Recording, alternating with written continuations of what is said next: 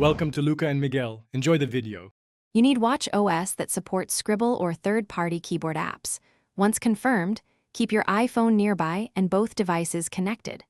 Start by opening Messages on the Apple Watch and tap a conversation to reply. You'll see default reply options. Force a tap on the reply field or scroll to the bottom and choose the reply input.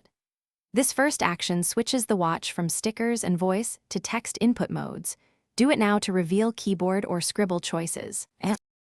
Once the reply field is active, force touch or tap to cycle input methods. Pick Scribble to draw letters or look for a third-party watch keyboard you previously installed. If you need a full keyboard, open the paired iPhone's Watch app, go to App Store on Apple Watch, install a compatible keyboard app, then enable it in the app settings. Make sure to grant any permissions and follow on-screen pairing steps so the keyboard appears as an option on the watch. After the keyboard appears, type your message and tap Send. Simple.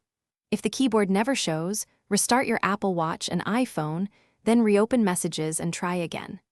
Make sure the Watch OS version matches the keyboard app requirements and that the app has any required permissions on your iPhone. If problems persist, uninstall and reinstall the Watch keyboard app and confirm Bluetooth and Wi-Fi remain active. One key tip.